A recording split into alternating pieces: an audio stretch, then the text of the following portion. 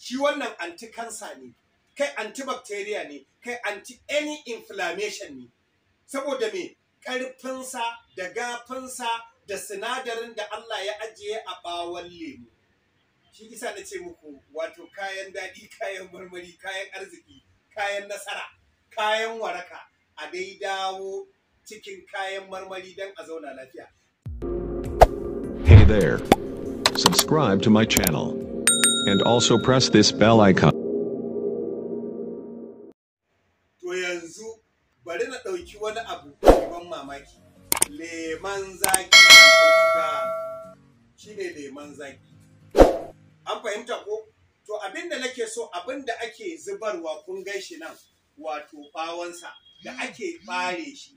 In ka duba ga menene garin wannan ɗin. Dan uwa, shi wannan anti-cancer ne, kai antibacteria ne, kai anti-any inflammation ne.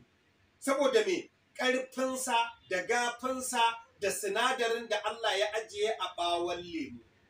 Shi isa na ce muku, wato kayan daɗi, kayan marmari, kayan arziki, kayan nasara, kayan waraka, a dai dawo cikin kayan marmari don a zauna lafiya.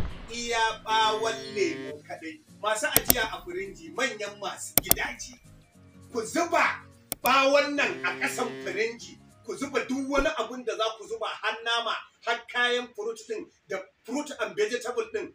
Wallahi duk ƙwayar cutar da za ta iya cutar da kayan dangane da haɓakar in kaci, don in sanyi yayi yawa firinji yana iya haifar da wata bacteria.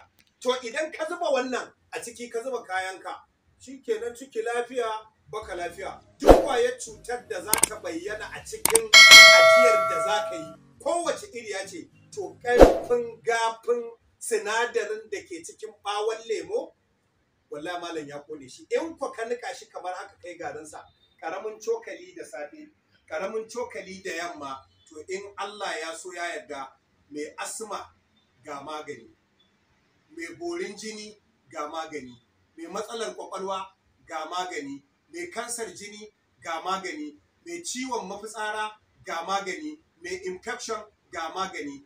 Garin ɓawon leman zaki, ku biyo ni a hankali a ainihin, wato a koma kayan daɗi a zauna lafiya, a koma kayan marmari a samu waraka. Nura Salihu Adam, wanda ake lakabi da Salihan Nur. Guda 30 ne wanda za su yi maganin cututtuka guda 30. Bi na a hankali. Salamu alaikum wa rahmatullahi wa barakatuh.